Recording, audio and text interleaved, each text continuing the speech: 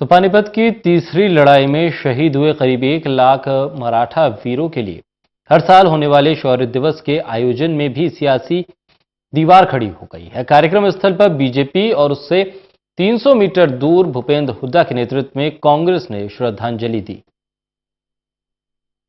लड़ाई का गवाह काला अम्ब युद्ध स्थल आज सचमुच उदास था, क्योंकि हर साल 14 जनवरी को यहां आयोजित होने वाला मराठा शौर्य दिवस बीच में खड़ी की गई सियासत की दीवार के चलते दो हिस्सों में बंट गया। पानीपत की तीसरी लड़ाई में शहीद हुए करीब 1 लाख मराठा सैनिकों को अपना बलिदानी पूर्वज मानकर महाराष्ट्र और दिल्ली से सैकड़ों मराठा हर साल शौर्य दिवस मनाने और उन्हें श्रद्धांजलि देने पानीपत आते हैं। पर सोमवार को मुख्य स्थल काला अम्ब और इससे 300 मीटर दूर दूसरी जगह इसी तरह का कार्यक्रम हुआ। एक जगह बीजेपी वाले और दूसरी जगह कांग्रेस वाले, बीच में वीर शिवाजी।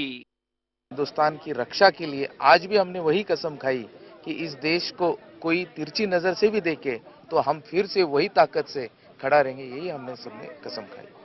पेशवाओं ने इसकी सारे लड़ाई की जो नेतृत्व किया था और सभी मराठा सरदार इकट्ठा आकर भारत की रक्षा के लिए यहाँ पर आके लड़े थे। यहाँ पे पहले से कितने कौन कार्यक्रम करता है कुछ हमको पता नहीं। हमने तो ऑफिशियल चैनल से हमको बताया गया कि एएसआई की परमिशन लगती है, फिर कलेक्टर की परमिशन लगती है, पुलिस प्रशासन की परमिशन, सारी परमिशन करवा के हमने यहाँ पे प्रोग्राम करने का तय किया। दरअसल अभी तक हर साल ये कार्यक्रम काला अम्ब पर खुद को मराठा वंशज बताने वाले करनाल कुरुक्षेत्र के बड़े रोड नेता मराठा वीरेंद्र, महाराष्ट्र के बड़े नेताओं और नितिन गडकरी को भी मुख्य अतिथि बनाकर मनाते रहे हैं। मराठा वीरेंद्र वर्मा 6 महीने पहले भूपेंद्र हुड्डा का हाथ पकड़कर कांग्रेस में शामिल हो गए। इसलिए इस बार कार्यक्रम हुआ तो काला अम्ब में बीजेपी पहुंच गई और मराठा वीरेंद्र ने 300 मीटर दूर अपना तंबू गाड़ दिया और भूपेंद्र हुड्डा की अध्यक्षता में कार्यक्रम हुआ। ये अलग बात है कि चाहे भले हम उस लड़ाई में हार गए हों, मगर लाखों मराठाओं ने यहाँ पे अपना बलिदान दिया है। उस बलिदान को हर देशवासी को याद रखना चाहिए।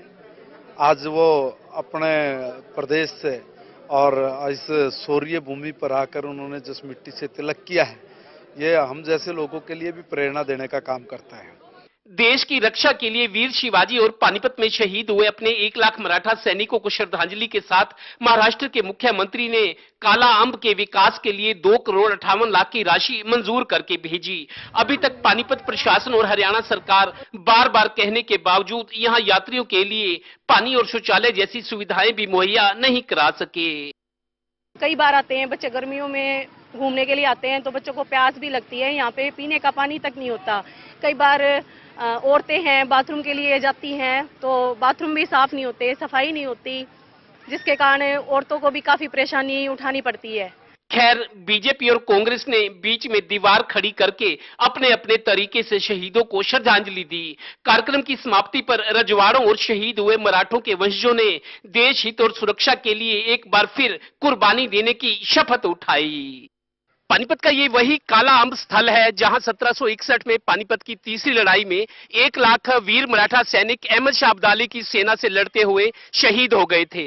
माना जाता है कि तब यहां इस स्थल पर इतना खून बहा था कि यहां लगे आम के पेड़ काले पड़ गए थे, इसीलिए इस जगह को काला अम्ब कहा जाता है। पर अफसोस, आज वीरों के नाम पर हुए इस कार्यक्रम में भी सियासत की दीवार खड़ी हो गई।